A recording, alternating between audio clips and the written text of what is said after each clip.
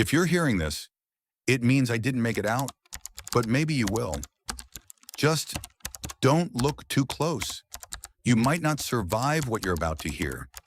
So before you feel like the mystery needs to be solved right away, take a moment to like the video and subscribe, but only if you really like what I'm doing here. Let me know where you're watching from and what time it is for you. Now turn off the lights, maybe turn on the fan for some soft noise, and let's get started on tonight's mystery. I was never meant to have access to that server. The level 4 clearance was a glitch, or maybe it wasn't. Maybe it was bait. I was alone in sub-level C when the screen flickered, and a list of file names I'd never seen before appeared. They weren't labeled by standard SCP classification, just strings of numbers, blurred symbols, and corrupted glyphs. I remember the feeling of the room shrinking, like the air itself was trying to press me into the chair.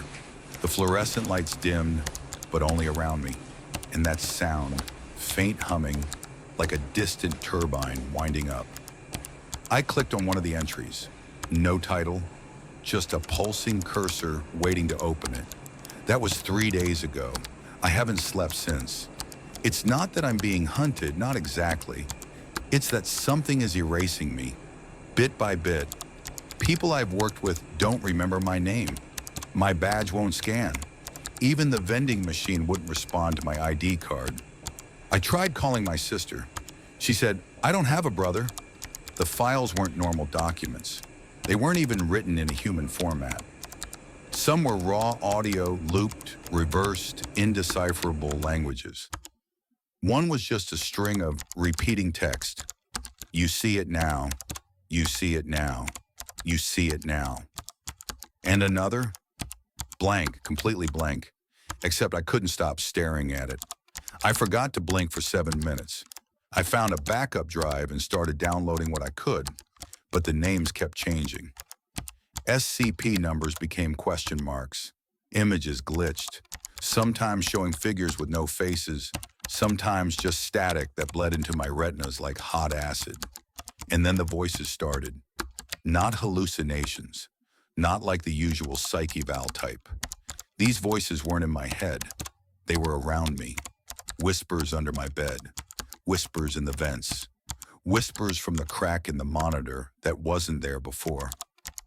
The janitor came in on day 2. He asked what I was doing. I tried explaining. He didn't respond.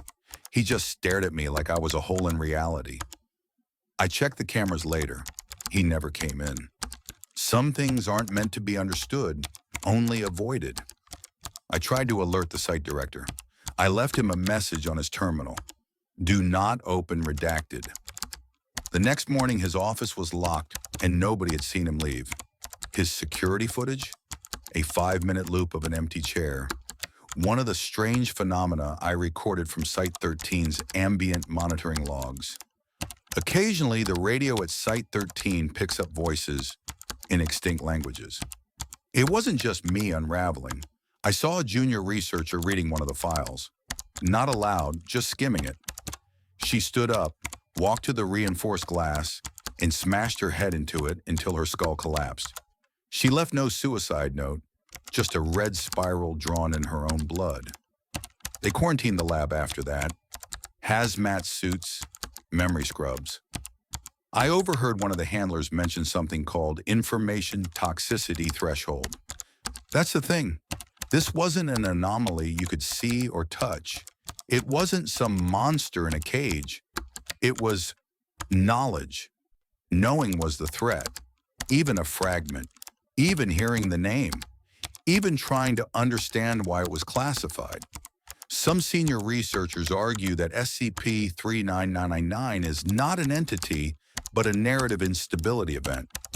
I'd argue it's a predator that waits in the folds of information. My hands are shaking while I record this. I haven't eaten in 2 days, but I can't tell if it's from fear or because I'm starting to not exist anymore. My reflection lags when I move. There's a half-second delay, like the mirror is remembering who I was before I fade. I'm going to go deeper, into the file structure. There's something underneath these entries, some pattern, Maybe if I isolate it, I can reverse the damage. Or maybe I'll vanish before I hit save. I don't know what SCP this is. I'm not sure anyone does. But if you're still listening, don't look at the file. Don't try to understand it.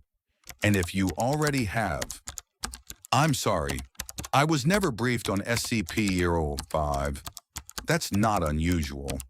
Most personnel aren't. But that's the point, isn't it? I only learned about it because someone mentioned something they weren't supposed to.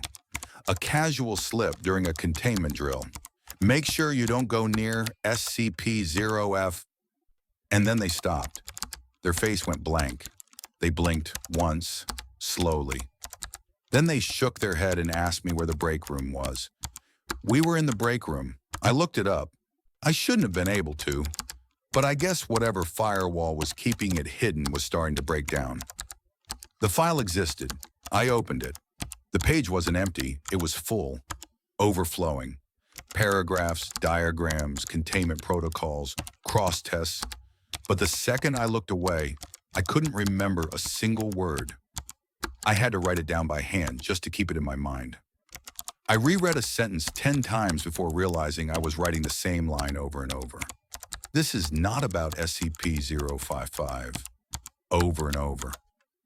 That night I woke up with pen ink smeared across my cheek and paper crumpled in my fists. The notes were blank. The Foundation classifies SCP-055 as an anti-meme. It's not that you forget it, it's that you can't retain the information. You can't describe it. You can't draw it. Every time you try, your brain folds the memory inward and seals it behind a wall. Not everything that vanishes is gone. Some things remain, just unremembered. Dr. Hughes once said that it's a negative idea space object, that it doesn't just slip from consciousness. It erases the slot where memory would have gone, like it infects your attention span itself. That's when I noticed something odd. Our floor plan had a blank space, not a room, not even an empty space, just an area with no designation. The janitorial bots refused to enter it. Cameras would glitch out. D-class personnel sent in came back reporting nothing, but they were bleeding from their ears. I snuck into the non-existent sector during a midnight power reboot. The lights were low, and everything was coated in a thin layer of frost. Not cold, just frozen in time. My flashlight dimmed the closer I got to the center. At the heart of the space, there was a containment unit, smooth, round, and humming with static. No ID number, no hazard warnings. I approached and my vision blurred. My head rang. I blacked out. When I came to, I was back in my quarters. No memory of how I got there.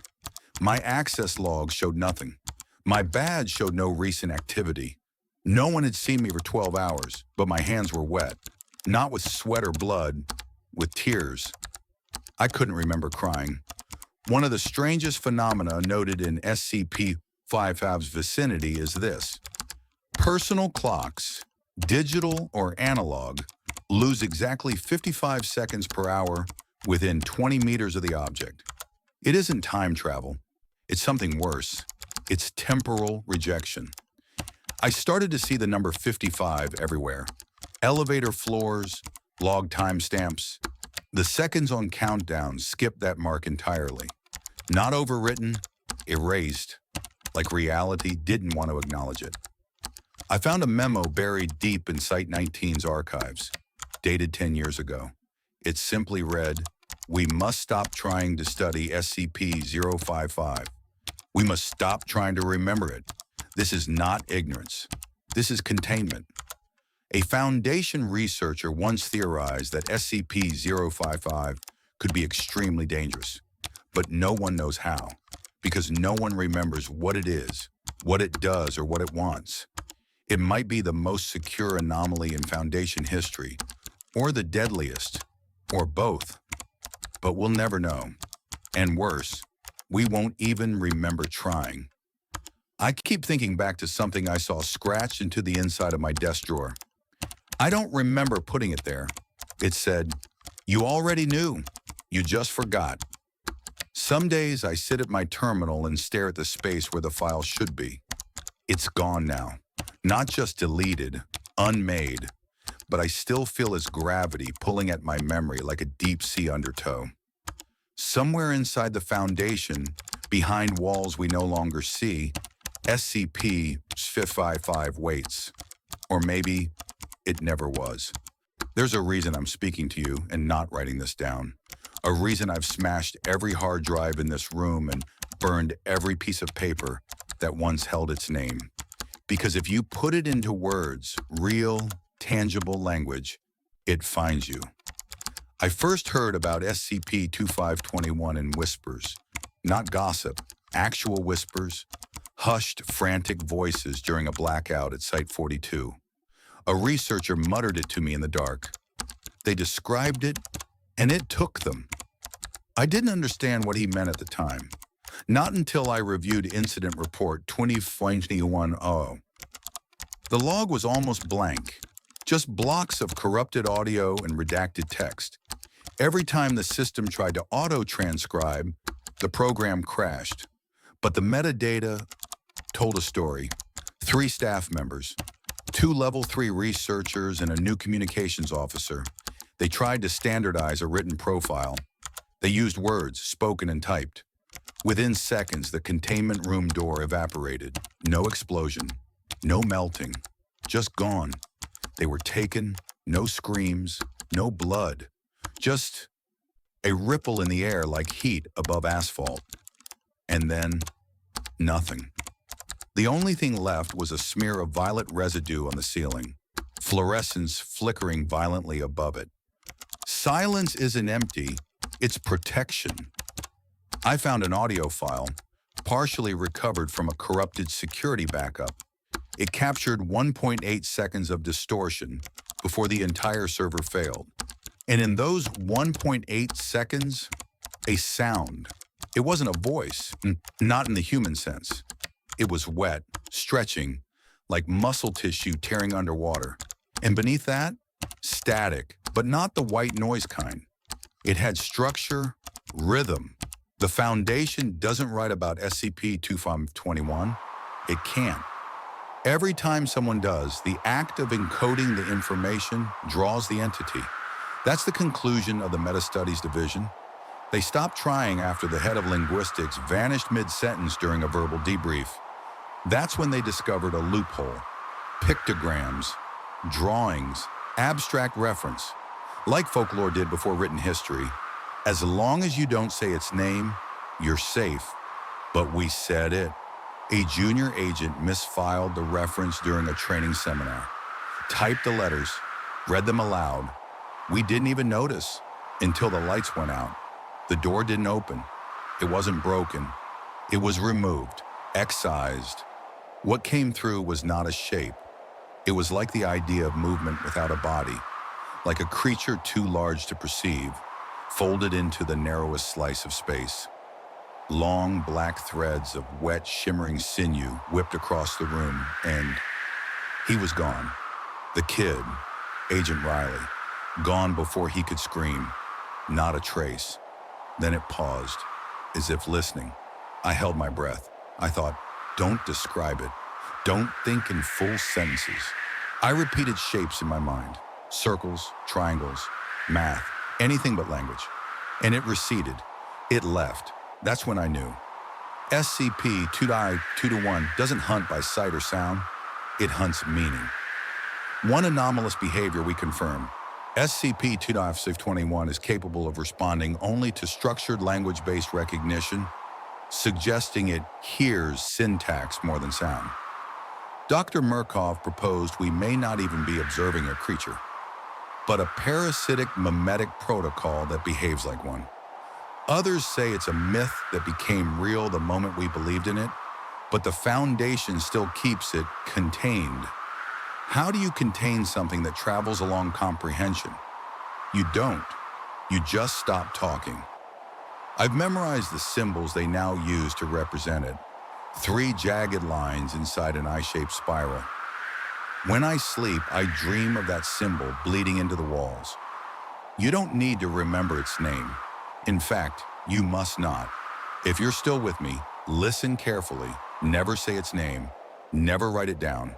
And if you're reading this as a transcript, burn it, because it will come. We thought it was over after Riley disappeared. Thought it would just vanish like it had done before. But we were wrong. It didn't leave. It lingered. 3 days after the incident, I started seeing black strands in the corners of my vision. Not physical, not visible on any camera. But every time I blinked, they'd get closer, like they were hanging from the inside of my eyes. I tried not to panic. I didn't say anything, didn't write anything. But I thought, and that was enough. One researcher tried recording a description using only Morse code, slow taps, spaced out carefully, no tone or voice. They thought they were clever. It appeared before the third letter was complete. The walls around him didn't shatter. They folded inward, like paper crushed by an invisible fist. He was erased, and the recording scrambled, useless. That's when we shut the entire wing down. Section Theta 5 sealed, not by protocol, by instinct. Some things don't knock, they listen. Security bots were deployed. No human entry allowed, but even they began vanishing.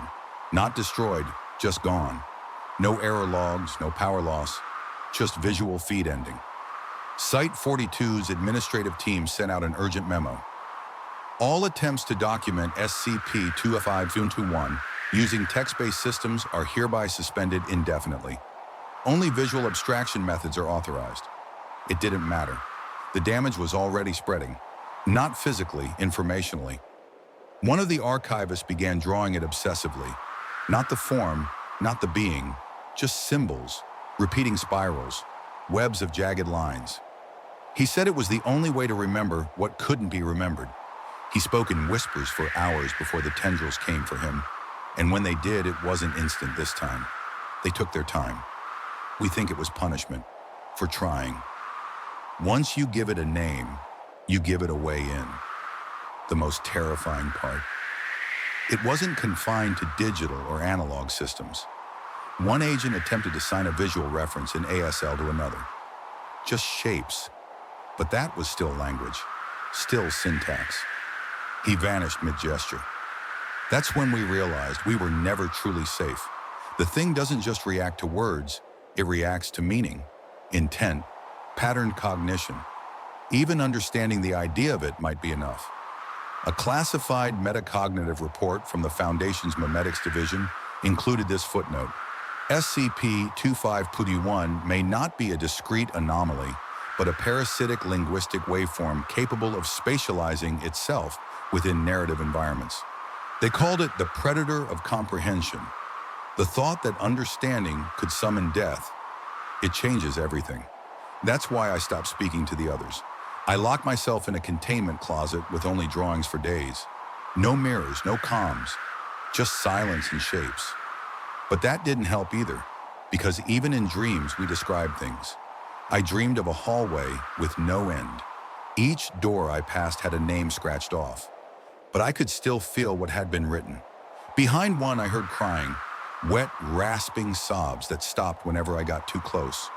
It was in there, waiting. The Foundation tried one last measure, turning to anomalous AI constructs. They fed SCP-2521's behavioral data into a cognitohazard-resistant neural cluster. The AI lasted 11.4 seconds before its synthetic cortex collapsed. Not physically, conceptually. It stopped being able to define objects. Couldn't tell floor from wall, couldn't tell self from other. Its last logged phrase, "He's here now." And yet, despite all this, someone always tries again. That's the curse of SCP-2521. Not that it kills when known, but that it invites being known. It's a trap set in the curiosity of the human mind, a memetic sinkhole with an ego. And if you're still thinking about it now, really picturing it, it already has your scent. I can't warn you any clearer than this. Stop thinking incomplete thoughts. Stop searching. Stop asking questions. Because you'll give it shape. And once it has shape, it's already at the door.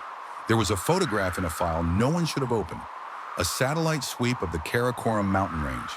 Just a climate scan, part of a routine remote operation by Site-03. The data was archived automatically, never even looked at, until it got flagged by a junior analyst for anomalous blur zones. Mountains don't move, but this one did. They thought it was a glitch. I was on call that week, so I pulled the raw image. There it was, a small figure, standing upright, barely visible near the edge of a glacier ridge. White skin, emaciated frame, face completely blurred, like the camera refused to focus. I didn't understand it then. None of us did. We enhanced the photo. Big mistake. The moment the full image loaded, just for half a second, our systems triggered containment lockdown. 2 minutes later, all outbound doors sealed. Not per order, not per protocol, automatically. That's when we heard it. A scream. No, not a scream. A wail, rising through the mountain air, like something inhuman had just remembered it used to feel pain. Audio sensors in 3 separate monitoring sites picked it up simultaneously. 7 minutes after the photo was viewed, SCP-056 breached containment. It doesn't chase, it erases everything between itself and the one who saw it. The camera team was the first to go, then the analyst, then a janitor who had been walking by the screen while it flashed.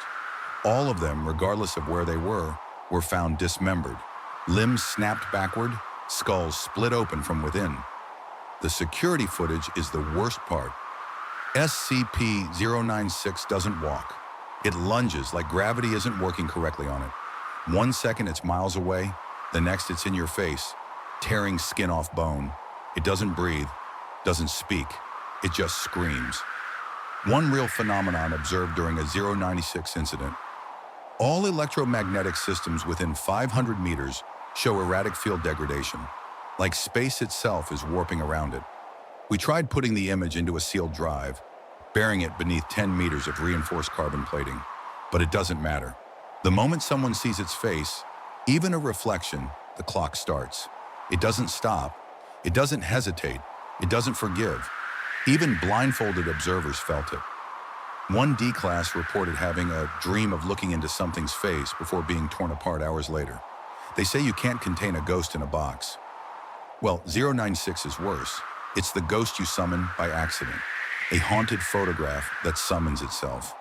One quote stuck with me from Dr. Ella Nash before she vanished. SCP-096 is not just reactive, it's reflexive. The act of being perceived violates its internal structure, so it seeks annihilation of the perceiver. We tried hiding, tried amnestics, even removed the occipital lobes of one researcher before he could process the image consciously. Didn't work. SCP-096 isn't chasing you, it's correcting you. You saw something forbidden, and now reality has to balance itself, and it balances in blood. After the satellite image incident, the Foundation initiated Protocol 96 Purge, the destruction of all known photographs, renderings, and visual descriptions. But the internet never forgets. And even just remembering its face, without seeing it, starts to itch at your memory. Like there's a shadow on your mind you're not supposed to notice. Like it's standing behind you, just out of frame. I haven't looked at a screen since. I cover all reflective surfaces. I haven't dreamt in days, because I know what's coming. I know that scream. And worse, I think I remember the face. The human brain isn't designed to unsee something. Once you've seen it, truly seen it, it stays with you, like the memory of fire or the smell of blood. And I saw SCP-096 face, not fully, not clearly. It was during an emergency containment sweep in Sublevel 5, 3 days after the Karakoram incident. The terminal I passed flickered once, glitched, and showed a frozen image. I looked away instantly. Less than a second, just enough to catch a contour, a flash of something pale and wrong, but it was enough. Memory is a doorway, and some doors only open one way. They told me I'd be fine, that partial exposure didn't trigger pursuit, that my response time was fast enough. They put me under observation, fed me benzos, and made me sign waivers I couldn't remember reading. 2 days passed.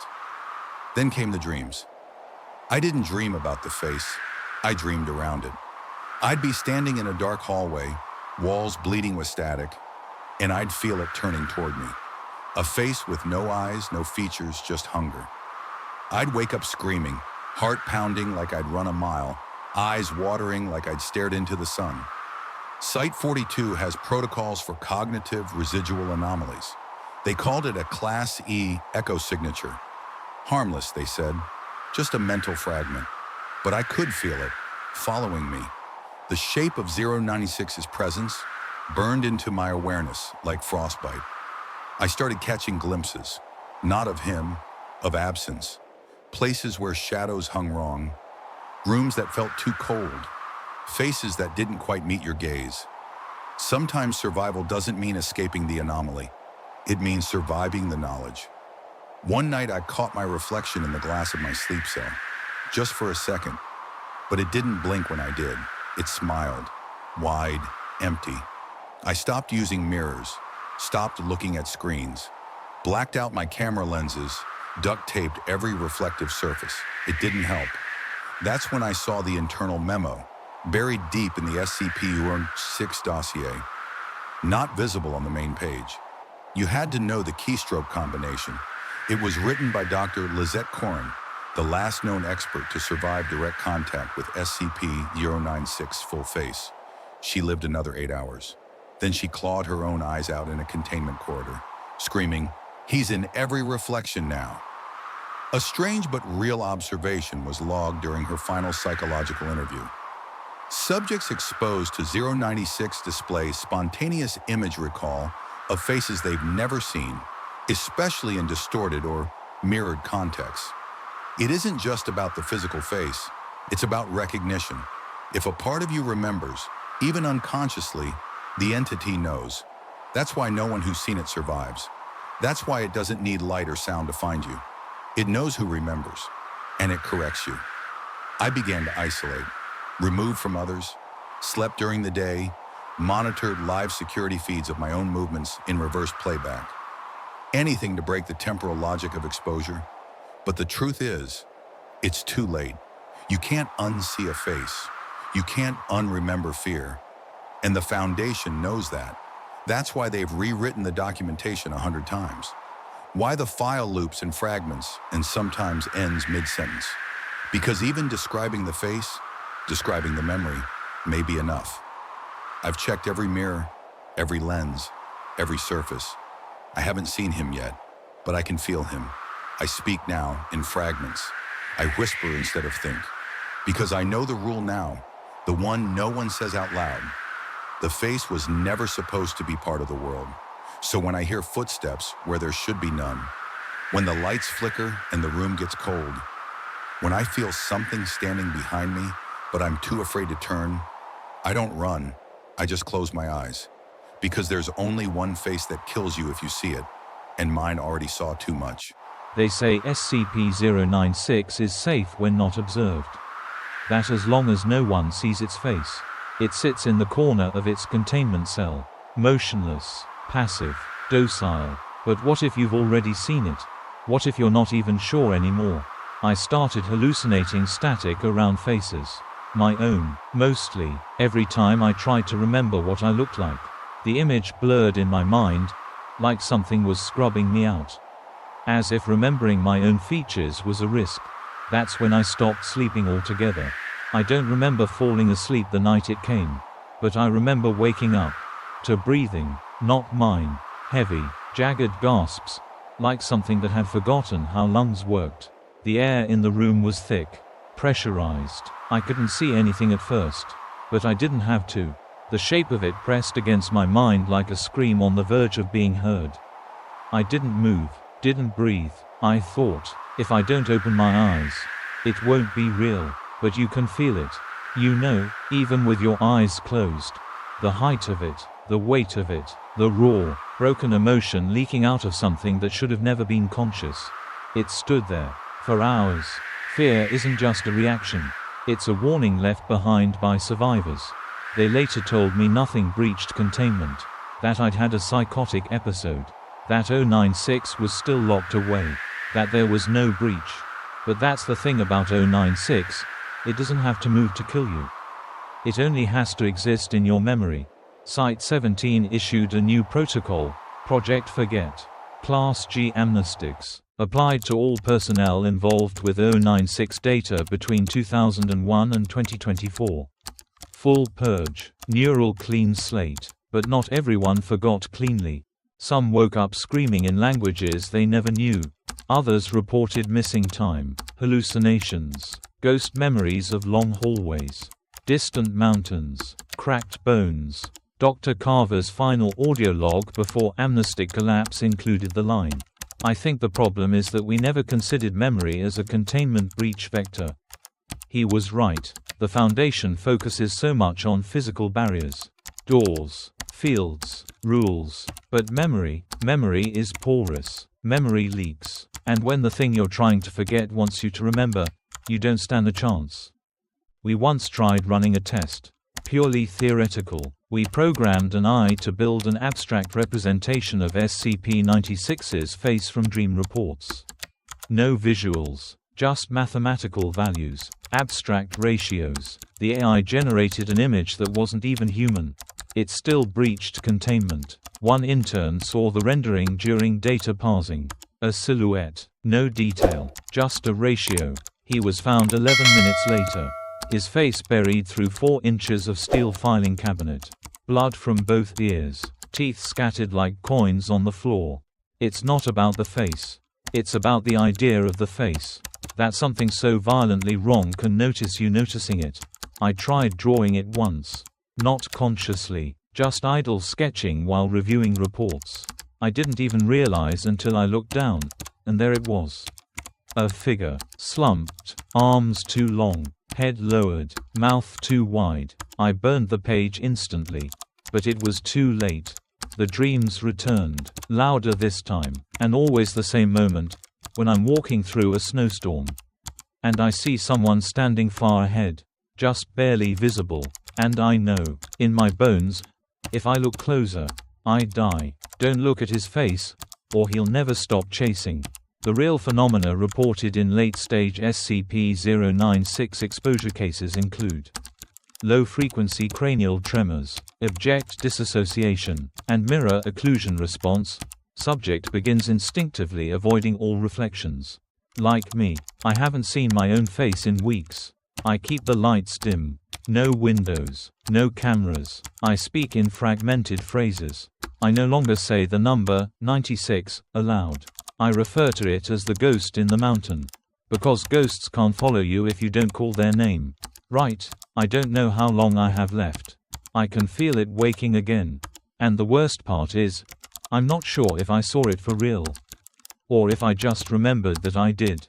But either way, he remembers me. I didn't choose to study SCP-3999. No one does. You don't apply for that assignment, you end up in it.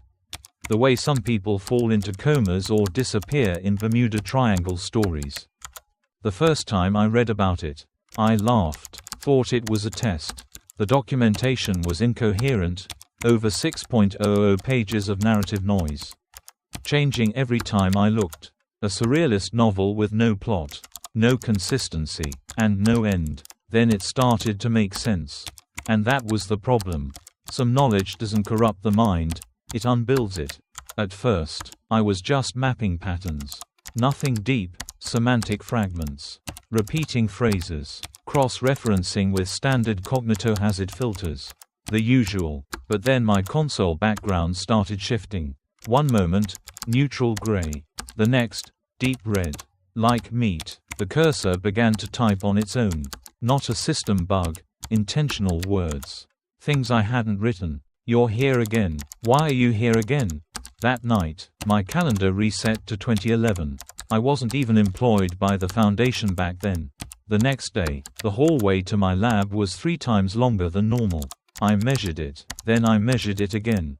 SCP-3999 had noticed me. I wasn't alone. The few of us exposed to it, senior researcher Dr. Talleran, 2 site directors, and myself, formed an unofficial network.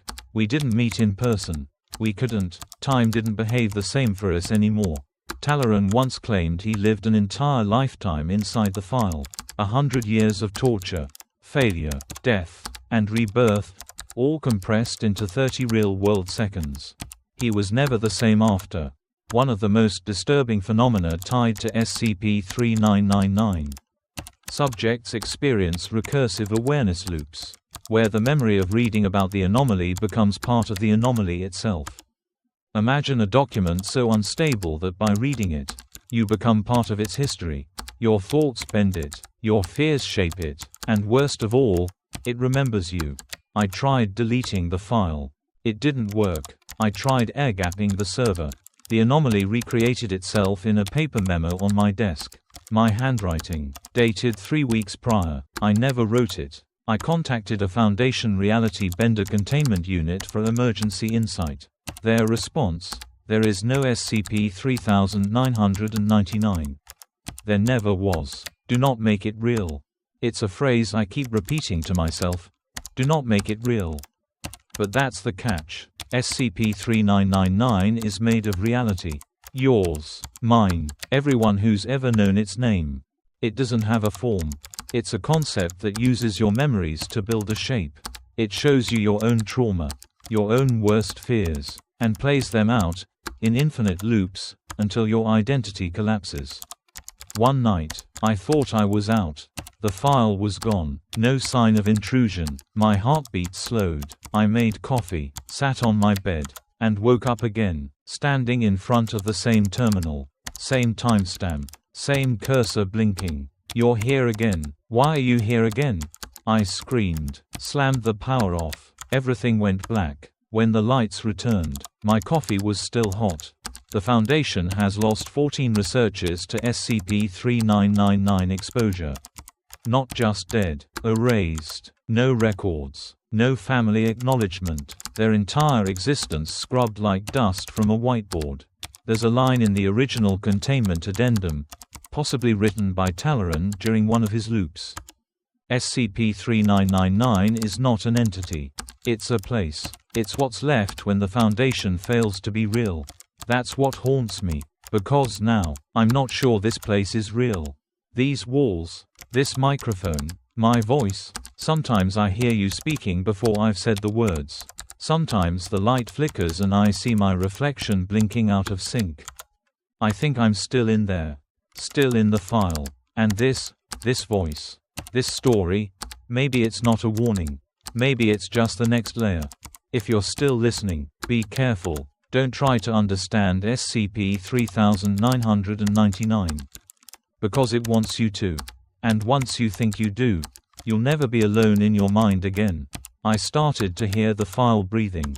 Not the speakers, the file. It pulsed beneath the metadata like something asleep in code. I knew I should stop reading. Should walk away. But the thing about SCP-3999 is, it rewards attention. Not with truth, with progression. Some anomalies don't want to be studied, they want to be told. At first, it fed me illusions. I saw myself in the file logs. My own name inserted as a researcher who died 5 years ago in SITE-19 flood. But SITE-19 never flooded. Right, then it changed the timestamps. Emails I'd never written began replying to people I'd never met.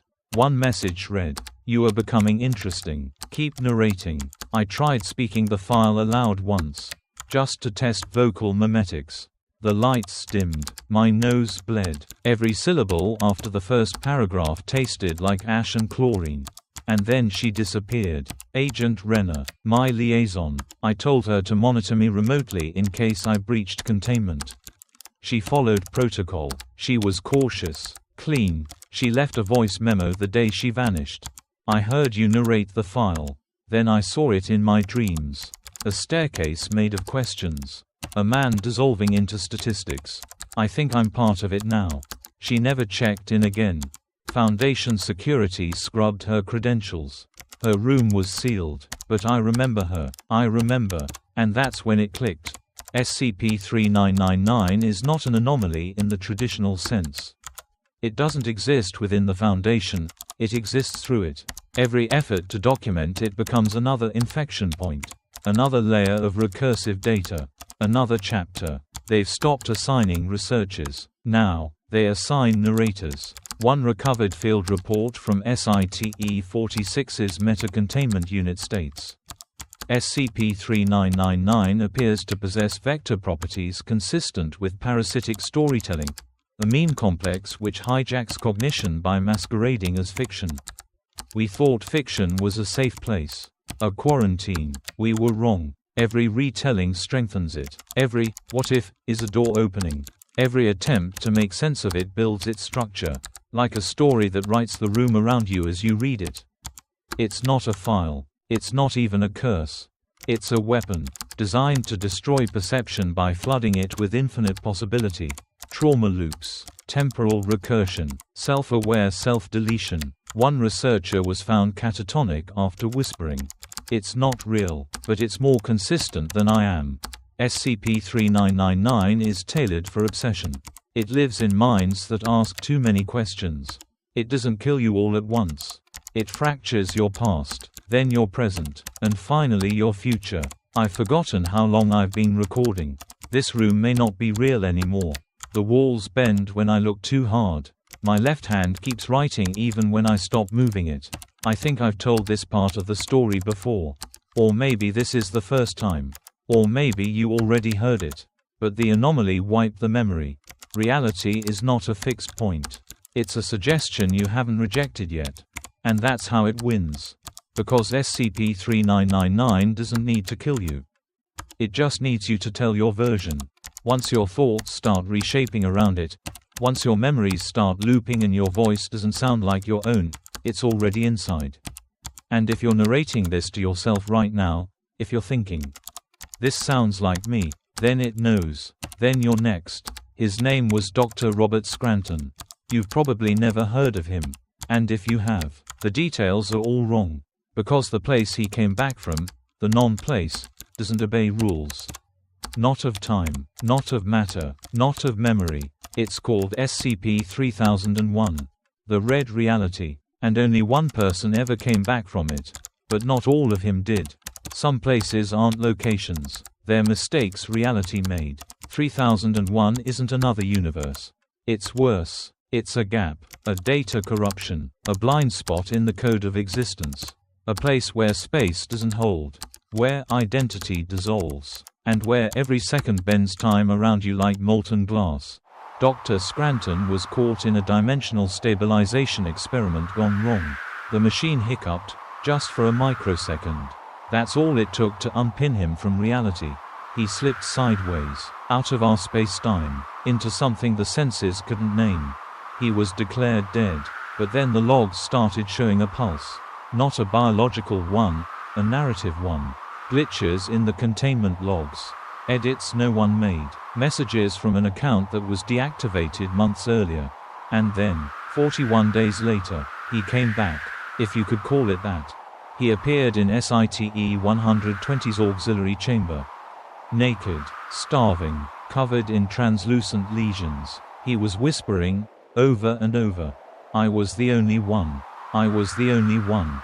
They rushed him into quarantine. His vitals were impossible. Blood oxygen at 12%. But no signs of asphyxiation. Body temperature 1 degree above ambient. No thermal output. And his voice had lag.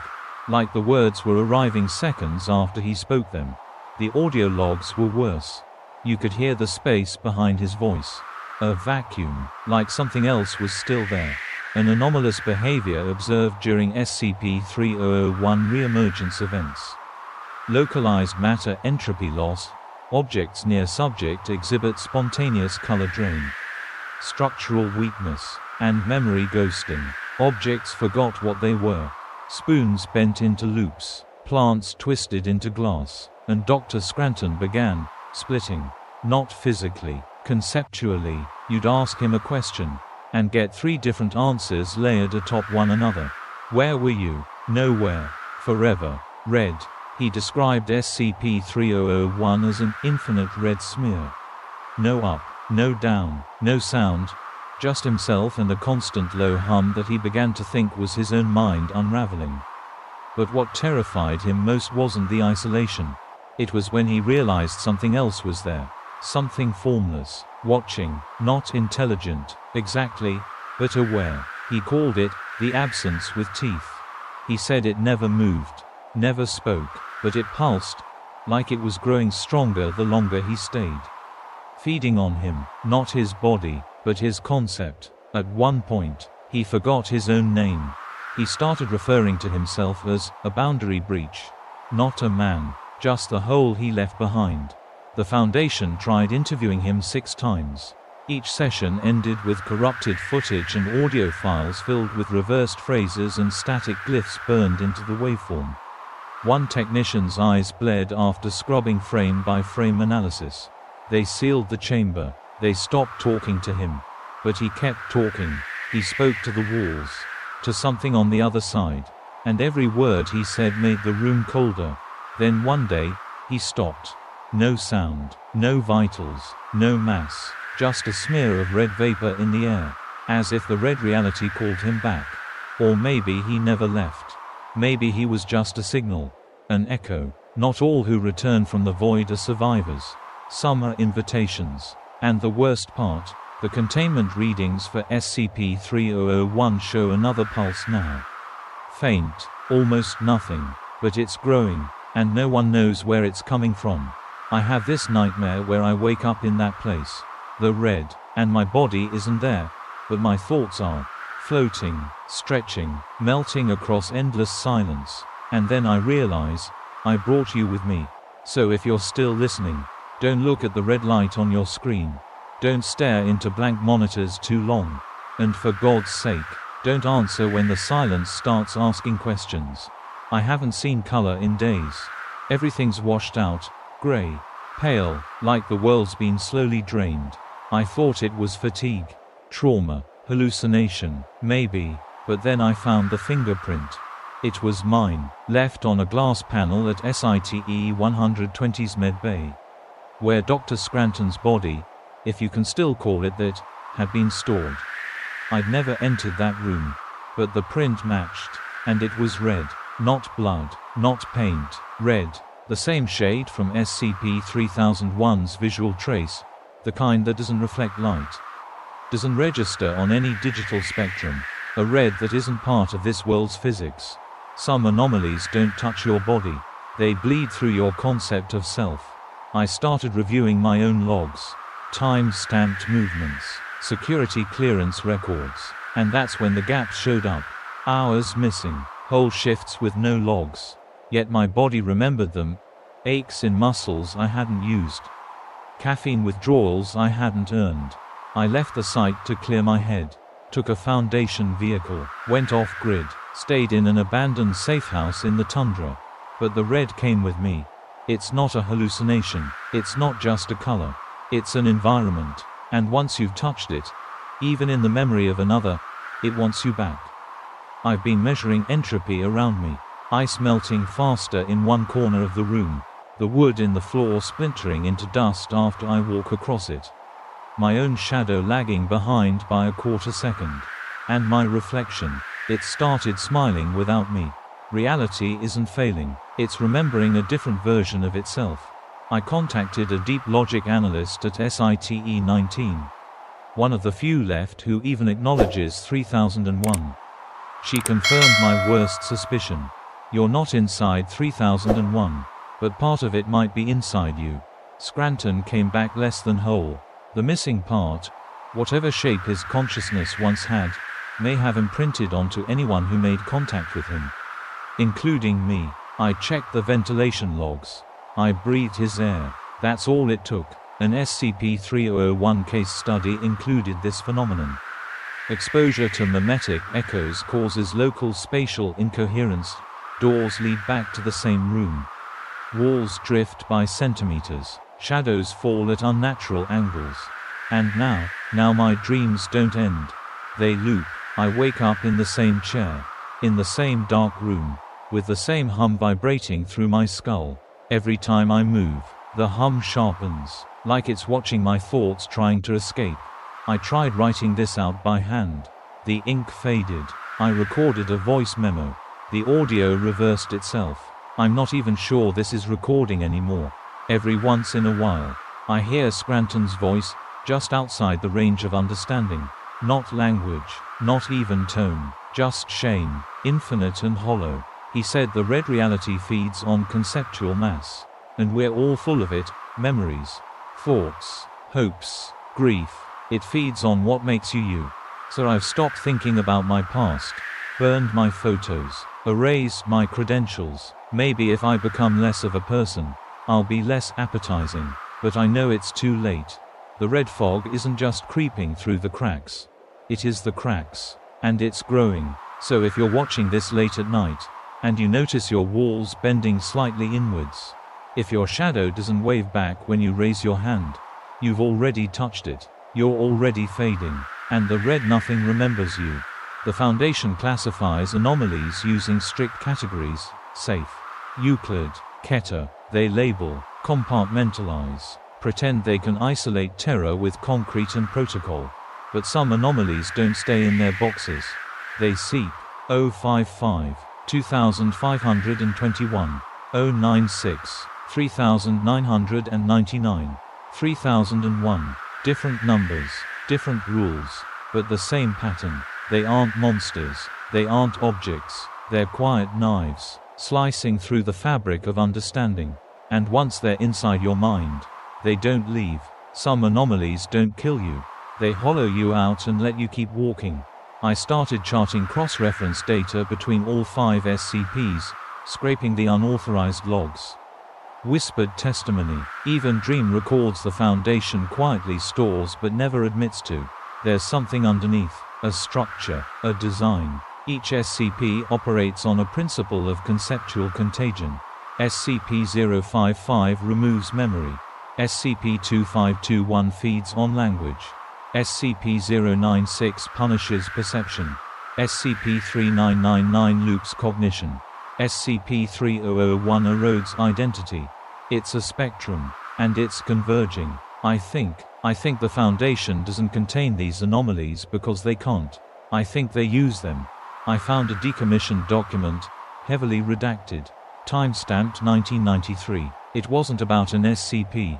It was a directive, one that used a phrase I can't forget. Controlled conceptual weapons deployment may ensure long-term information dominance. Weapons. We're not securing, we're deploying. There's a term they use internally, Information Filtration Index. It measures how likely a person is to resist or absorb anomalous cognitive trauma. It's not protection, it's recruitment. The D-Class, they're not just test subjects. They're filters, designed to burn up anomalies before they reach command. I asked myself, why are these 5 SCPs still alive?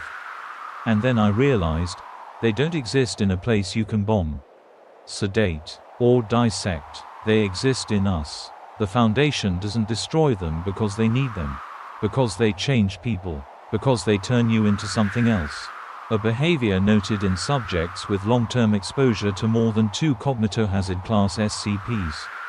Over time, the individual's baseline cognition shifts toward multi-dimensional reasoning, reduced sense of self, and inability to distinguish internal thoughts from external stimuli. That's where I am now. The voices I hear at night, I can't tell if they're memories, dreams, or broadcasts. Sometimes I catch myself mid-sentence and realize I've been narrating thoughts I've never had. Sometimes I wake up in rooms that don't exist. Sometimes I record these logs, and they play back before I hit record. The worst part, I feel it working. There's something behind all this. A convergence point, a cognitive alignment where all 5 SCPs begin to harmonize.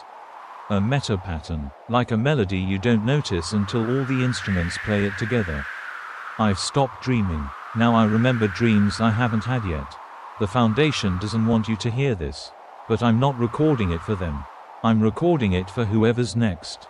Because once you start connecting the dots, once you stop thinking in numbers and start thinking in intent, they see you, they listen, and they start testing back. So if your thoughts begin to loop, if the corners of your memories blur like bad JPEGs, if your reflection stares a little too long, you've been touched, not by one SCP, but by all of them. The mistake wasn't looking into them. It was looking between them. Each anomaly on its own is incomprehensible. But together, they hum, they vibrate like strings on a ruined piano. Each pluck a discordant note, and yet somehow part of the same song. Curiosity isn't the enemy, connection is. I built a composite map, nothing visual, just a logical matrix, patterns of how information behaves across these SCPs. Forgetfulness, 055. Punishment for comprehension, 2521. Reality distortion, 3999. Identity erosion, 3001. Instant death by perception, 096. You'd think they were all just cognitohazards. But they're more than that. They're defensive structures. What if we were never supposed to know about them? What if these entities aren't just anomalies, but containment fields for something worse? Systems that prevent the human mind from accessing a layer of truth we were never meant to see. Each time we try to define them, classify them, describe them, name them, we're actually dismantling that protection. It's not containment that holds reality together. It's ignorance. A recently recovered transcript from a black site under Antarctica read, "If 055 protects the gap, and 096 guards the face, and 2521 hunts the name, and 3001 dissolves the self, and 3999 nukes the witness, then what are they hiding?" The final page was just 3 words. Stop connecting them. But I couldn't. The moment you compare them, truly compare, you see it. A shape behind the concepts. Not a being, not a story, something older. A structure. I began losing time again. Not seconds, days. One moment I'm in the lab, tracking signal loops from 3999. The next, I'm waking up in the medical wing with dried blood in my ears. Speaking languages I don't know. The walls in the site changed. Floor tiles in non-Euclidean patterns. I passed a hallway that should have led to the archives, and walked out into a mirror image of my own quarters. Empty, silent. Someone, or something, was trying to correct the mistake. Not mine, theirs. A memo appeared on my terminal. No sender, no timestamp, just blinking text. You've seen the seams, now the seams see you. I tried deleting the composite theory. The system froze. Then something spoke through the static. You are becoming too coherent. Not scared, not angry, just annoyed. Like a librarian telling you to stop rearranging forbidden books. Truth is not a treasure. It's a trap that baited the first mind. I found evidence that Dr. Scranton's accident in SCP-3001 may not have been accidental. That his drift into the red nothing was orchestrated by an entity, or consciousness, that exists between these anomalies. Something that speaks in errors. Something that leaves scratched out sentences in the minds of those who get too close. We call them SCPs. We number them. But what if they're fragments? Broken ribs from a skeleton too large for the universe to hold. The Foundation doesn't understand what it's dealing with. Or maybe, it does. And it's just trying to survive. Because now that I've seen the pattern, now that I've spoken it aloud, I can't unsee it. I feel something watching me. But not from a corner. From every direction at once. From behind the names. Behind the protocols. Behind you. So if you're still trying to piece this together, if your mind is drawing a shape without realizing it, stop. Because every dot you connect is a nail in your own coffin. And something is counting them. This is the last log I'll ever make. And it won't be entered into any Foundation archive. Because they're already rewriting the systems as I speak. Nothing I've said for the past 48 hours has been recorded. Not really. The transcription logs fill themselves with gibberish. Playback loops. Metadata mislabels these files as weather reports. And yet here I am. Still talking. Still trying. Still thinking. Which might be the real problem. Awareness is not freedom. It's the last stage of infection. The protocol I'm about to run is not approved. It's off the books. Something I built years ago. Back when I still believed we could outthink these things. I call it Null Codex. A signal wipe and recursive amnestic cascade designed to erase me, Every part of me, from digital memory, from physical records, from you, because I'm starting to hear my thoughts in voices that aren't mine. Not hallucinations, more like visitors, like echoes pressing against my brain from behind the glass. I speak a sentence, and feel something listening from inside my own mouth. One foundation draft on high-level mimetic convergence predicted this outcome. When multiple cognitohazards become co-resident within a human host, they do not conflict, they synchronize. It's not schizophrenia, it's not madness, it's alignment. And I'm aligning with something that has no name. Because no name can hold it. Because the moment it's named, it tears through reality like a rusted blade. I received a message today, printed on the inside of my eyelids when I blinked. It said, "You made this real." I think that's why they let me go this far. Why they didn't stop me. Because they needed a narrator. They needed a mind foolish enough to string these stories together into one chain. You can't break a reality until someone writes it all down. I just wanted to help. To protect people from things they couldn't understand.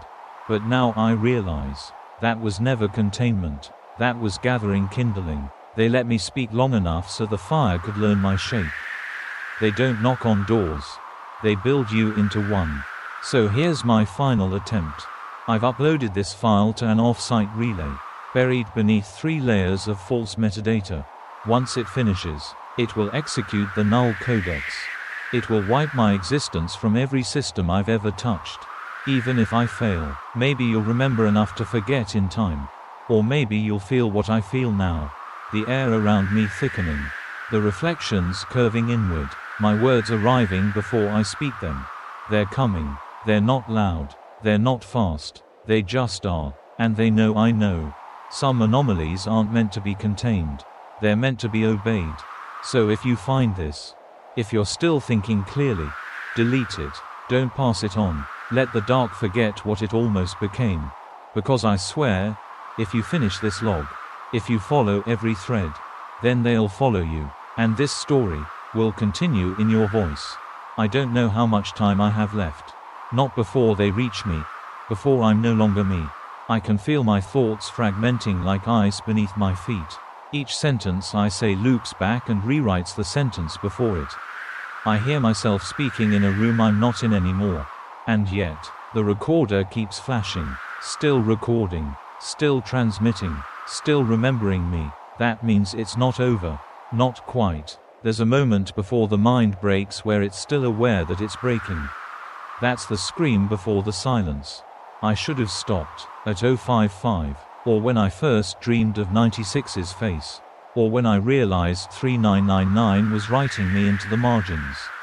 But the thing is, when you start to connect anomalies like these, they don't haunt you, they incorporate you. My skin is cold, my hands don't respond properly. I hear the words, "You are almost ready," whispered through the static in the power lines. And in my dreams, I no longer see 3001's red void. I am the red. I'm the silence now. The final security feed showed me speaking to an empty room. Mouth moving, but no audio came out. When they reviewed the file, the subtitles auto-filled with data accepted, host stabilized. They think I'm a breach now.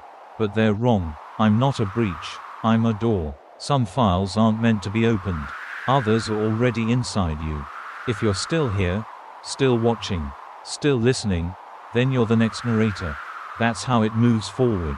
That's how it spreads. Not in blood, not in screams, in story, in the soft little voice inside your head that says, "This can't be real." Because that's the part of you they speak through. So do one thing for me. One last thing. Remember nothing. Forget everything. And never, ever, say the names. Because the moment you do, the lights will flicker, the room will fall silent, and you will not be alone. Let your thoughts settle. Let the voices slip away. This story, it was never just about danger, or death, or even truth.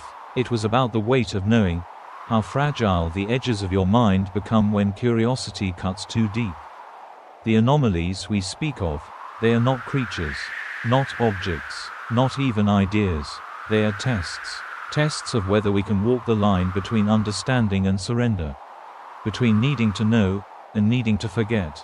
Take a deep breath. Let your room become still. No movement, no noise. Just the soft hum of your device and the pulse in your ears.